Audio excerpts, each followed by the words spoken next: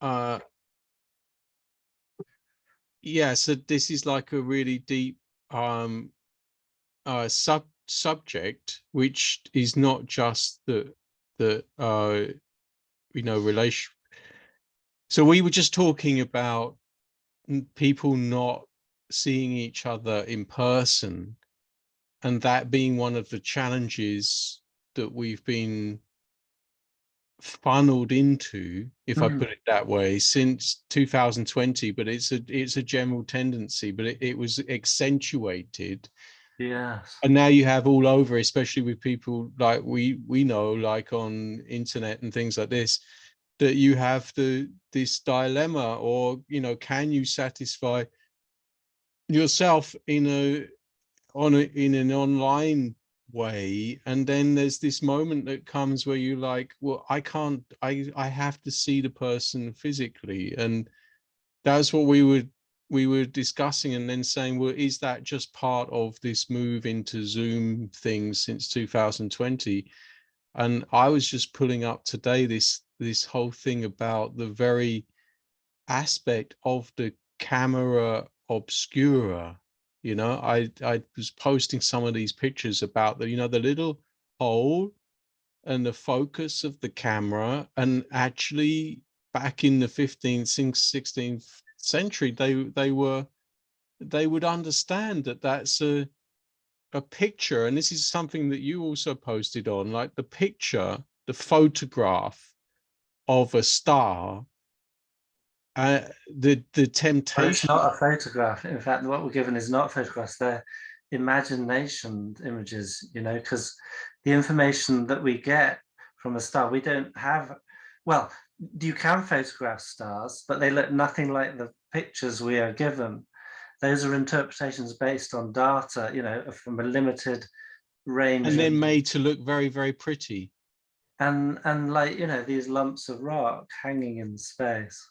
And Yeah, that's but not what then you find there's if you actually point a telescope to one and have a look at it. You get the kind of like, and people will say, oh, well, that's just the effect of water in the atmosphere. But you get a very kind of like sort of living, geometrical color, variegated, colorful shape. and then those pictures of like nebula and beautiful sparkly Milky Way twirling type things. I also get the sense this, so that would also be an imaginative projection of data Mm. into So they something get all the sparkly. data points, and then they say, and so our so we're saying there's something there, and a spectroscopy will say it has this kind of color, and so then that's what they create. But they're not photographs. They're kind of given out to us as though they are photographs. But space doesn't look anything like that. And this is just, I mean, just to sort of head this in and even like more in enough to bring in some other aspects here. Because as soon as you wrote that today, I was thinking there was a book that I didn't read, but I wanted to read, but I'd been buying so many books, I thought, oh, I'm not going to read it. But it was a really interesting book. It was called Dark Mission. And this was about how all of NASA, the whole of NASA, is actually one huge occult lodge or society. And actually, there's not every single name of a rocket or date that is gone off. It's an astrological study in alchemy or what, I don't know. Yeah, like crypto codes. And Yeah. It's really interesting to think about, because I look at it from two directions. One is that there's definitely sort of higher ups, shall we say, who are following these things, and so they're saying, name this project that, and make it happen on this day. There's lower downs who just ordinary folk just working in the belief, in their compartmentalized fashion. We have to do this bit, and then the other guys do that bit, and it's all put together by some other people.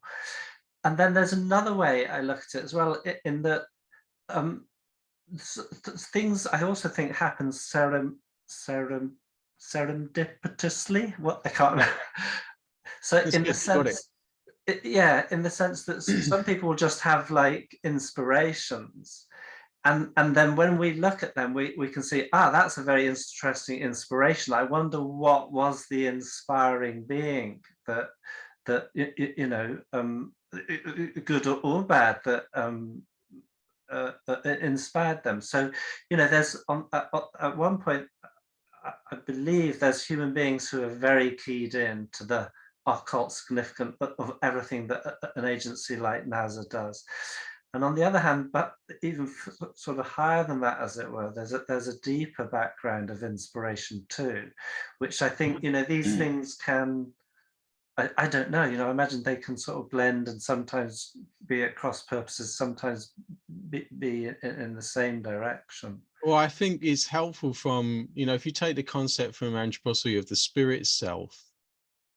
Yeah, so developing the spirit self would be to develop imaginative, the power of imagination. And if you've taken your whole ich to that, working on your astral body, you're changing your thinking into images. And I think that's like you say, you've got people in the know who are trained in the occult, in Freemasonry, I guess is their tradition, but it doesn't have to be, but that's the shell, at least, in which perhaps they're able to work. Yeah. And but then there's this other side, which it doesn't have to be a cult lodge. It can then also be an artist or directors. If you imagine you've got you know, billions going into the making of a film, or the NASA Institute with billions per year in funding. And I imagine, I get this kind of inner imagination that they've just got massive research going on for Right. every single thing that they do, and that includes research into ancient documents, Right. into So what I think what you'd be calling, we might term black research, in the sense that we don't know it's going on, that there must be a lot of people dedicated to this, but it's not reported publicly. well, exactly. And then when you're talking about 800 billion a year, I think is the US military, and that's a huge figure to try and get your head around. And if you think, and something that I've been toying with over many years is things like CERN, things like NASA. Their purpose is something very different to what I think we're being told, and that, I think that's one of this is an idea that I find it very interesting to explore, that actually we are hypnotized into many states of consciousness that we take for granted to not question behind. And part of what questioning behind all these things is a whole other view of the world that there are people studying that we're just not told about. And that's doesn't have to be a disconcerting thing to contemplate. I think it's a necessary thing to not be, to recognize where you could be actually in a state of stuckness or paralysis in your own thinking. And I think that's something that really needs to be explored. And there was something I just posted today about the recent June film in relation to this whole quarantine time. And there were aspects of it also where sort of clues and predictive programming that also happened with 9/11 and happened with the COVID thing. And then you've got in advance, you're given advance given an advance preempt of what's coming historically. And then, like, again, this taps into what we're saying, to what extent, and maybe we don't even need to know to what extent, maybe it's the truth of these things is that it can be set up with a few anchor points historically, and then the power of working spiritually into images and into narratives simply flows into the course of history if you know how to work like this. And the thing just lines up, and you then get films referencing in advance, or music referencing in advance 9/11, and then also in the last 2 years. And this guy, he did a very good job of doing this. And then he was showing the link between the HAL 9000 computer in 2001 and A Space Odyssey, and this red dot, and we can talk about that. I have a very strange, interesting experience in relation to that, but yeah, I'm fascinated to hear what your thoughts are on that, because the things you're saying, yeah, we haven't spoken about before, and they're really, for me, they're really they help shine another light on this whole subject. And again, this was also touching on what we were saying the other week about the Western occultism working with secret tech. This is, Steiner talking about these oscillating, whether that's UFO technology or whatever. I think we must be vastly ahead of that now. And then I guess the other things that I wanted to, yeah. In that respect, as far as I know, you tell me if you've understood more. He was speaking about technology that whereby the human mind would control the machines through some form of harmonious oscillations. So that's like that's a human machine interface, without wires and so forth, potentially over vast distances. So that's a kind of a very specific tech. He doesn't, as far as I know, address things like, supposed sort of UFO technology and, unknown forms of energy and transportation. Unknown to us, that is, but known to those working on them. Yeah. I mean, just along those lines, the event 9/11 is the prime case in point, because it's hardly ever noted, but there's incredible research being done into it by a lady called Dr. Judy Woods, who's an engineer, a doctor in engineering. She realized those things turned into dust. They didn't blow up, they weren't hit by planes, they weren't charges that when you look at it, it's unavoidable. They just turn, there were bits left, but they turned to dust sort of from the top down. Well, this is a theme. This is a theme that energy. Yeah. And she speaks like there's, coincidentally, there's sort of a independent scientist working on similar kind of effects himself. And so, her reason it's this kind of. There was also these twisted Hutchinson effect, or something. Twisted. And again, this is a thing that I wanted to talk about, because it's things that happen in our everyday life that they happen and we don't ask too much, and we don't even comprehend sometimes. Do you know what I mean? Exactly. So we don't, and I think those are the classic signs of hypnosis being done. Like, I posted that thing the other day about Trump, where he says mid-sentence, complete contradiction. Yeah. And that happens, and it's not just Bush was a master of doing this. Like you're expected to just go on. You're supposed to just keep on listening. With this cognitive dissonance. Yeah. Like yes and no in the same sentence. And so those are classic cases. But if you just looked at 9/11 and you said, well, okay, first of all, there's the crass finding of the passport. Like the middle of the perpetrators have left their passports and they charred edges to the passport in the middle of and then you have this Hutchinson effect, like melted cars and things that weren't even next to the thing. Then you have the Solomon Tower actually falling, announcing that it's already fallen When it's standing before there. it actually falls. And then they say, "Oh dear," said, "No, sorry, we didn't know that."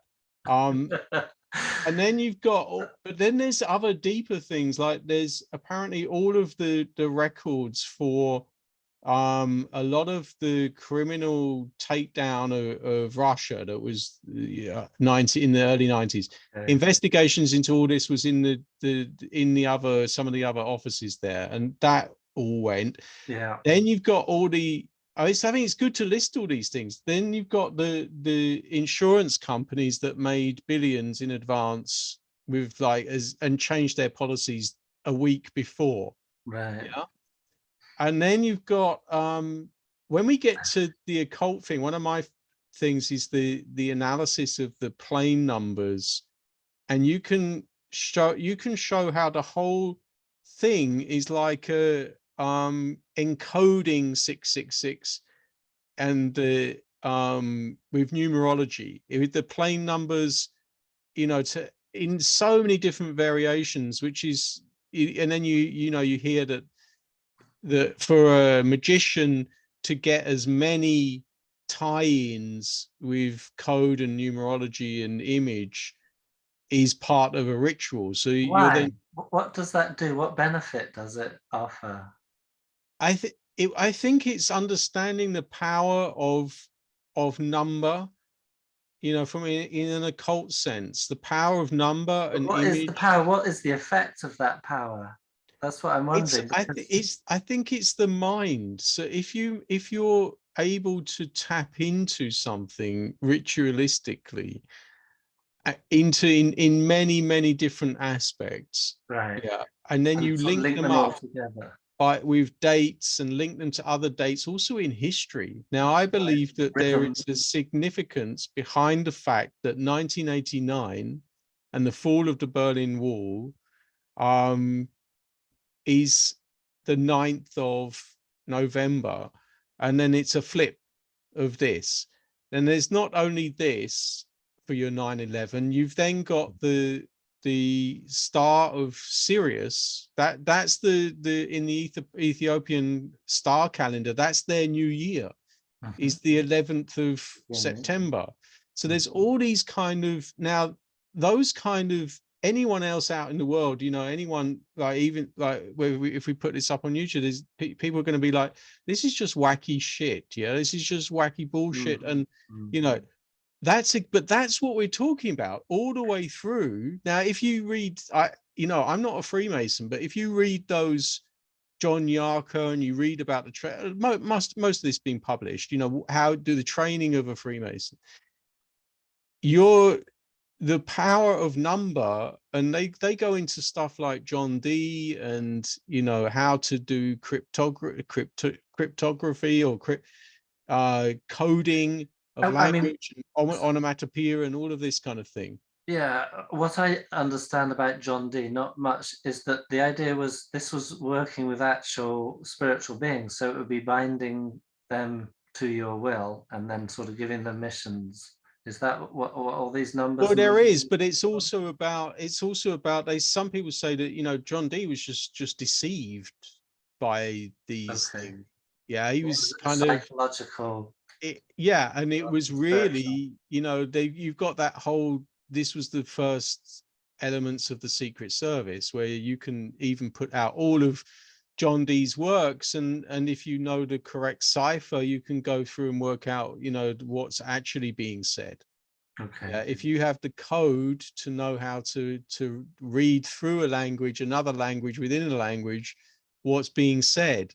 And that some of that goes on even today with little insider jokes that they do with some people are much better at this than I am, but it works through picking up alliteration or onomatopoeia in a name and seeing what's said within the name. And this can then link up with numerology and gematria and all of this kind of thing.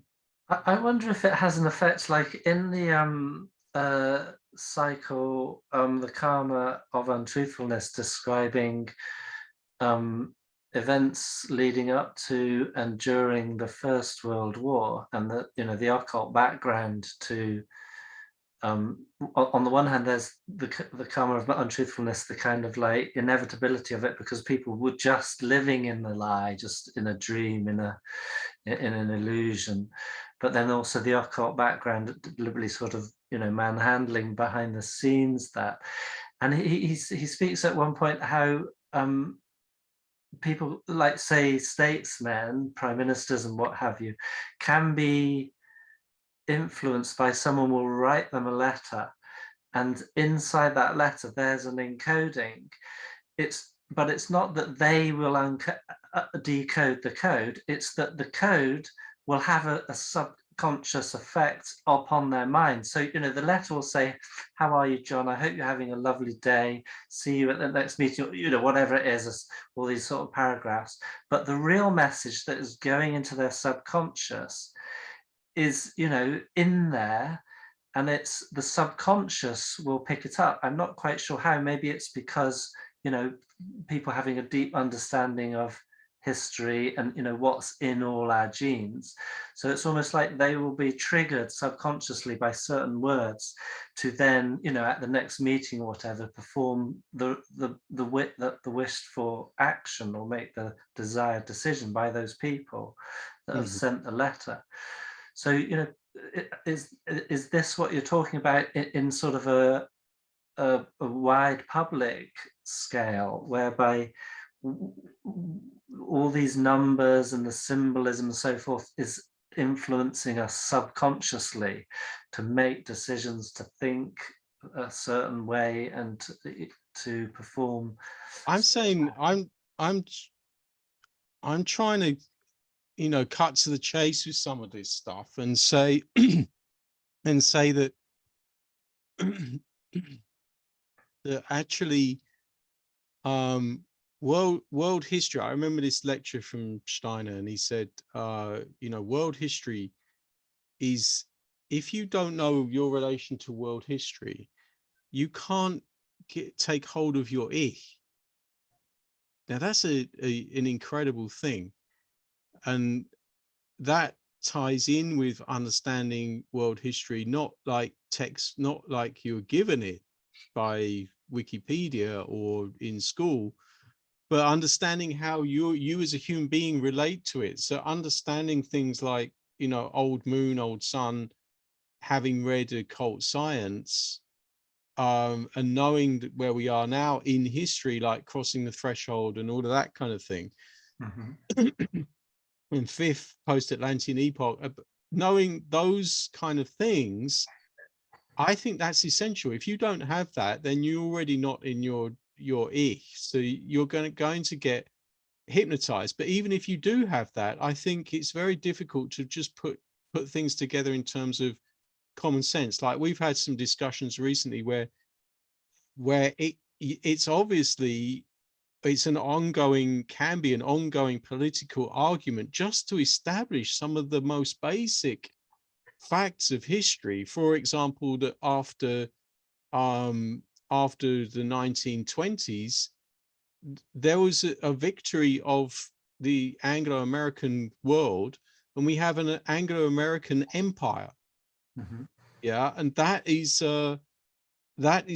you can still get stuck in the quagmire of saying, of actually discussing things that are no more relevant anymore. And so it's so obvious, I think, that if you study like the history of the United Nations and the Bretton Woods and establishment of the CIA and all of the conflicts and wars that have gone on, and even policies throughout the world in the last 20 years, and the financial crashes and everything, and how I don't understand how people can't, it seems like that must be a huge hypnosis if people can't use that as their basis. Like it is a world empire that was established back then, and part of the methods of control of that empire is a huge deployment of occult hypnosis to keep people in a state, on the one hand, in a state of agitation and not knowing who they are, and confusion, because they don't understand what's happening in world history. And on the other hand, an increasing passivity, and that's what the flood of occult images does. If you have a flood of occult images, but you don't have any way of engaging with them or discussing them. I mean, this is what, look at what we do, the time we put in to try and understand these things and to try and unearth them in the process of knowledge, and compare that activity that is required of the ich, the fire in the ich, with what we're given, the mush that is given us in school or through the media. So I think it's a way of managing, it's a way of governance. And I think that's what we have to, and it's also what we call Jesuitism, the use of hypnosis. And that again is a concept that not many people are going to even have any idea what that means, or it sounds very antiquated, or so maybe we even need a different word for that. We just called it occult hypnosis or something. But again, these are like fringe subjects, and we kind of just stumble on them and maybe, have a bit of a discussion about it.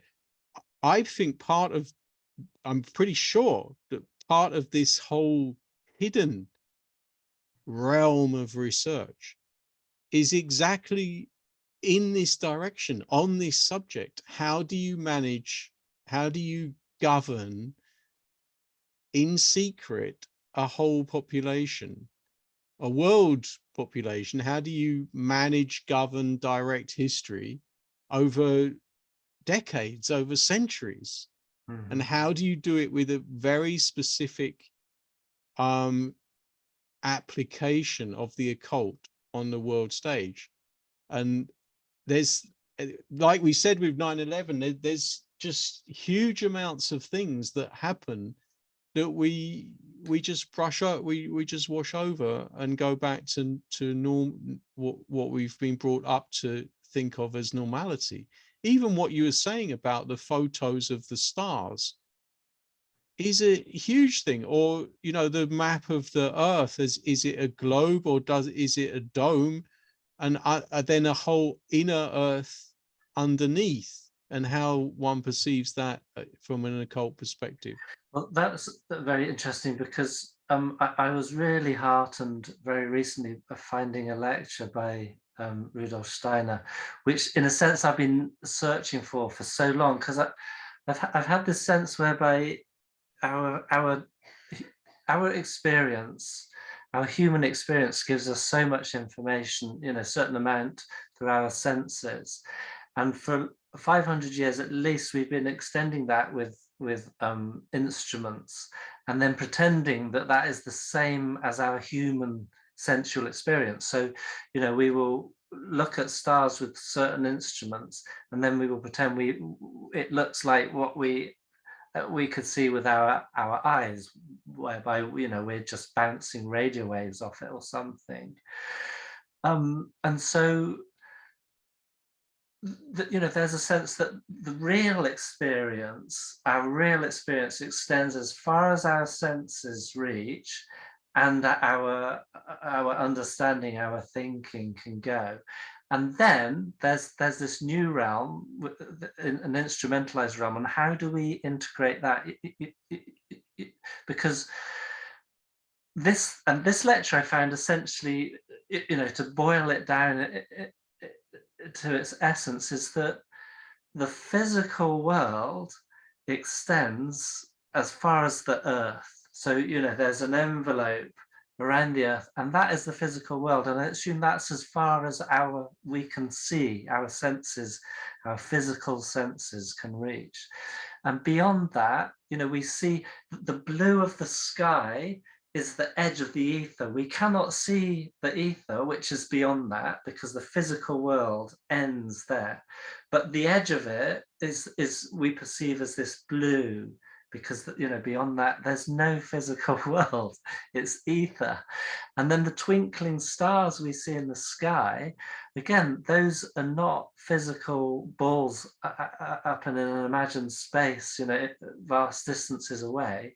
But that is the astral, that is like that is what we physically perceive of the astral. It's like the edge of the astral, as it were. And the astral is soul being. So but it's not just ether, but it's soul. So that's actual living, conscious, you know, creating beings. And we see them as twinkling dots of light, but these are really, behind them, they are living beings, individuals, you know. So, and this, he says this flat out in this lecture, not as crudely as I'm doing it, you know, in his wonderful way of coming to the theme and so forth. But so that's it, you know. Essentially, it raises questions, but perhaps the one in relation to what we've just been talking about is, so if we have space agencies that, I mean, it's fine to sort of, you know, to use mathematics and imagine a model that works. You know, the mathematical model of astronomy works according to the movements and so forth. But that doesn't mean it's true. That doesn't mean that it is the reality. And it isn't the reality if one comprehends that those stars are living beings. So, and living beings without a physical body. The physical ends here. There's something else. I mean, just to throw something else in here, which is the whole, and it's, I mean, I'd love to come back onto that at another point, but I just want to throw in something here because it ties in with it, or I'd like to bring it into relation, and that's the whole nuclear weapons psyop topic.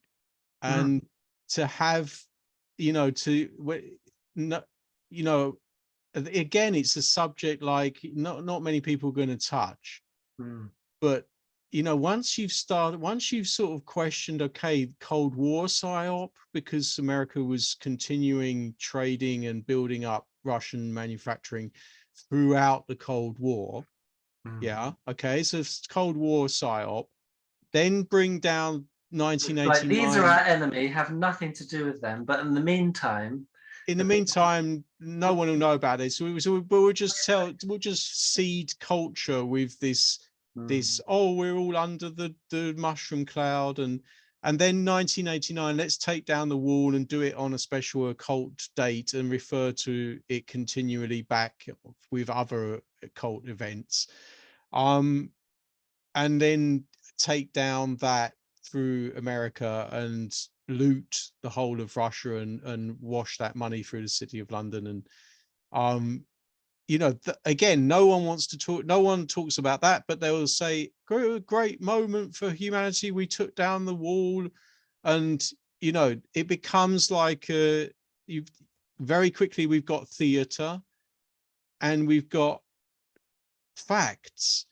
And the facts you're supposed to not read, or that it's just junk literature or crazy, wacky stuff, like what we've just been speaking about, that these stars are constructed pictures from statistics. And now, if you then go into, you can see it's not just the pictures of the nuclear bombs and things like this, which can be shown to just be big explosions and then photographed, and it's done with camera work. Now you can see also with many of the leaders, Second World War, you can go and see how the photos are doctored, so that you've got Stalin standing, you know, clearly, and again, no, you won't get an official debate about this because we're just supposed to swallow the pictures.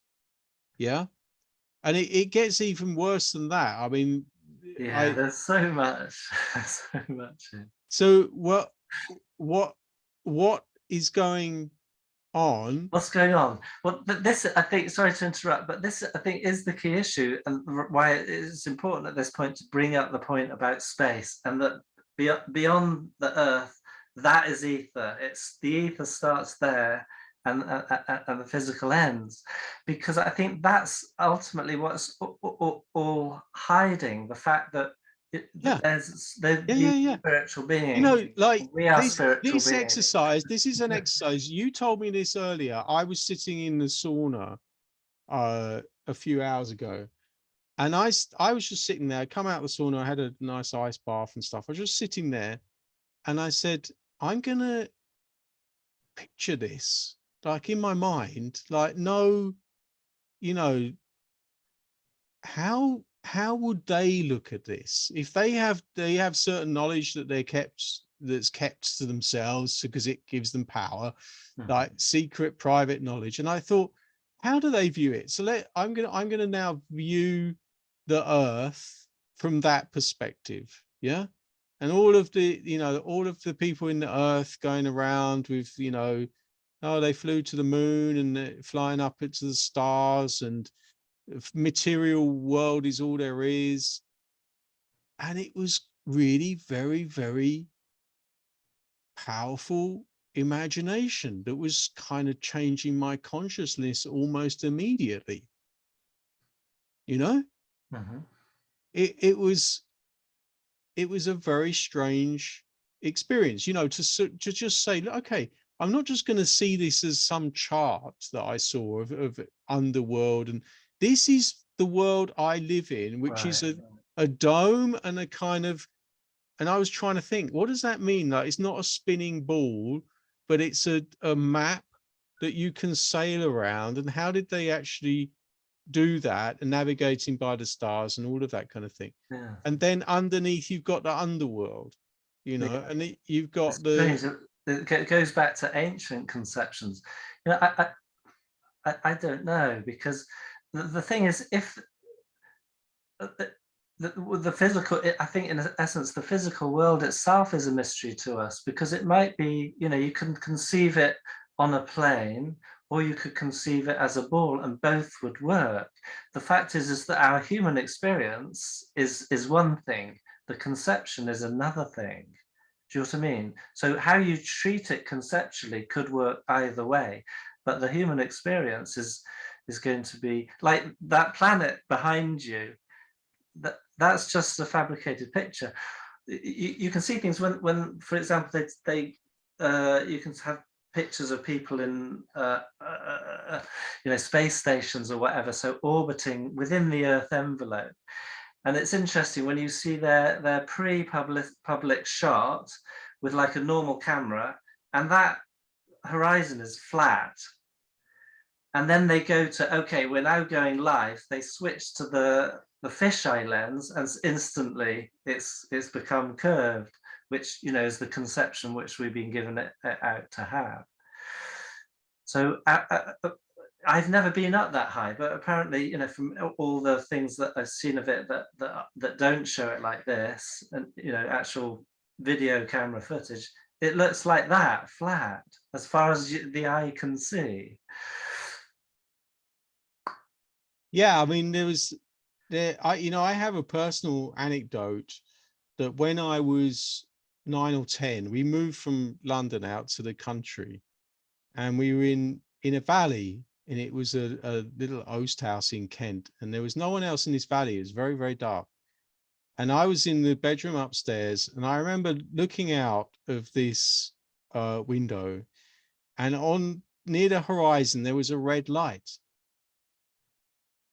And I said to my dad, and I remember this, always remember this, because it Was a helicopter.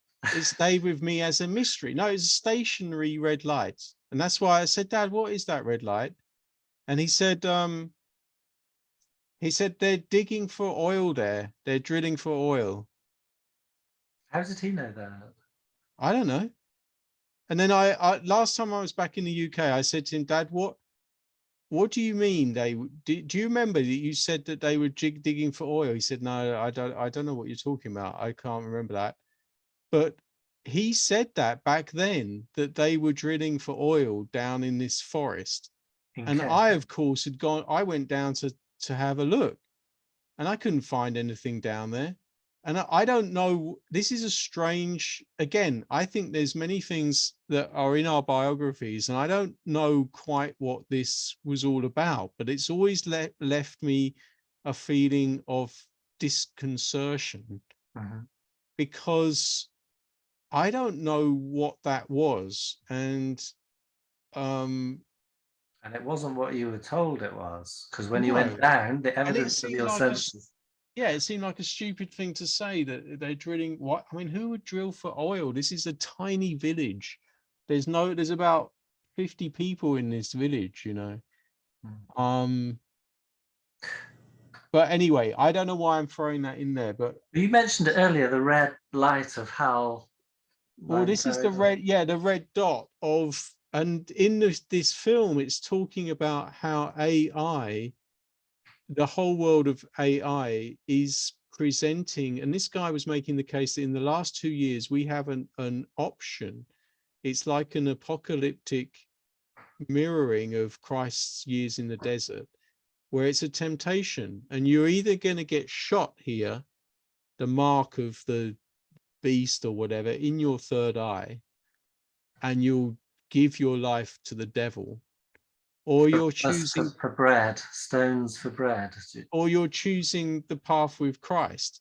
And he's saying that that's what we're up against right now, and this has been preempted by this whole how light thing, the AI that comes after 9/11, because it's saying to you, and I don't know if you noticed recently, I think this is fascinating, if you even mention something in a text to someone, you know, everyone knows this, you immediately get advertising for that thing that you've mentioned. Yeah. And it reminds me of, everything can be pre-programmed now, and this activation for all of us of this, somehow this third eye, yeah, or the challenge to either have that completely controlled, your path in life completely controlled through ever deeper and more effective programming. And that comes back to also what we're saying about being flooded with occult images the whole time, that we have very little conscious awareness of, and no means to engage with it. And that's part of the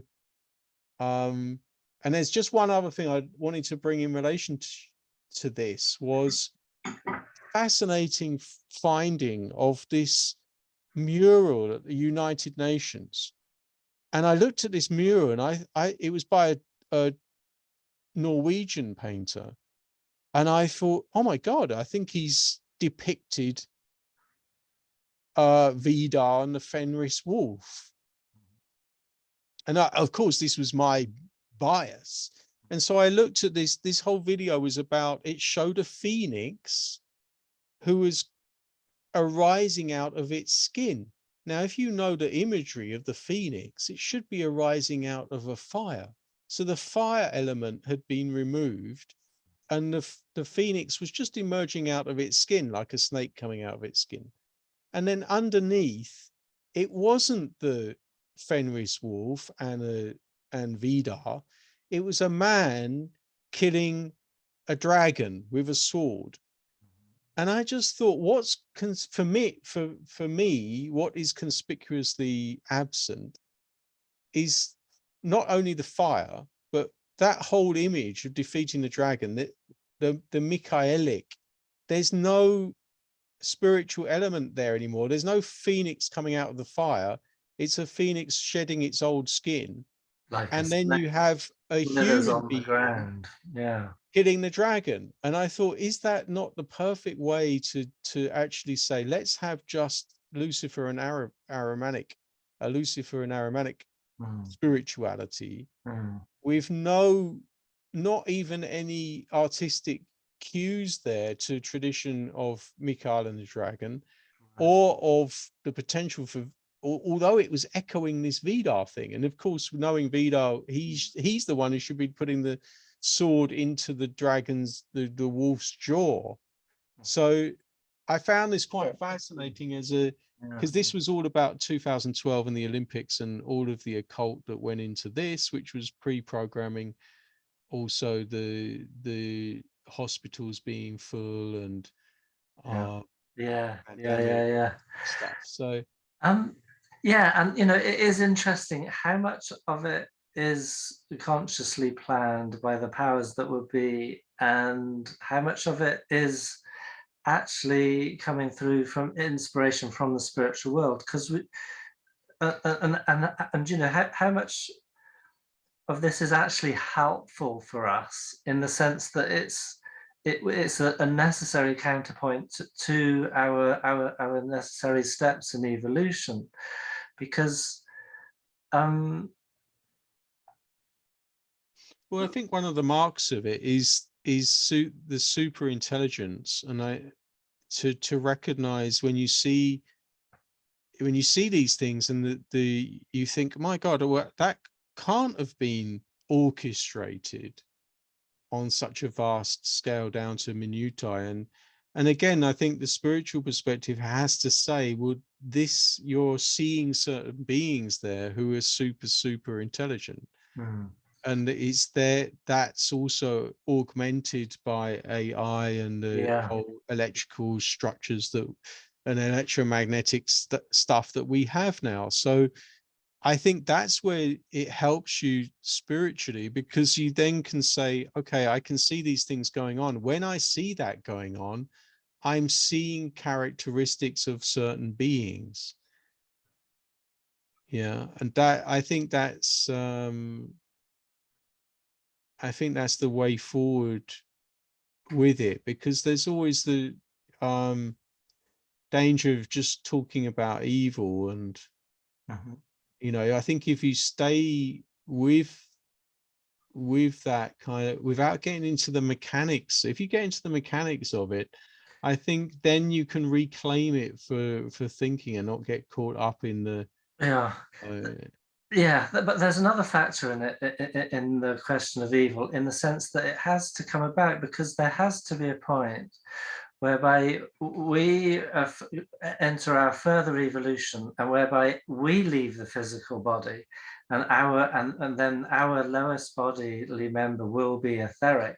Yet on the way to that, and perhaps during that as well, we will still be working down into the physical, but the physical is going to have to change, so with like this resonance technology whereby we can mentally control physical machines and things, it's going to become necessary that there's kind of, on the one hand, a separation, but on the other hand, us still working into that, because as angels and so forth work down upon us as part of their evolution, we're going to have to do that ourselves. So we need a realm sub us, below us, in which we're working on. And in one respect, that will appear very evil, because it will be completely antithetical to our continued existence, which has to become more spiritual. But on the other hand, it's entirely necessary for something for us to work on, kind of like the beginnings of the seeds of what will then become a new evolution of beings that will reach a human level like us. And do you think that's the way we are also regarded by those of a higher standing than us? If so, I think that is their mistake, because it's not, human beings to subjugate other human beings and use them as their clay figurines. Yeah. But that's what people do, as far as I understand. As far as I have seen throughout history, it's quite apparent that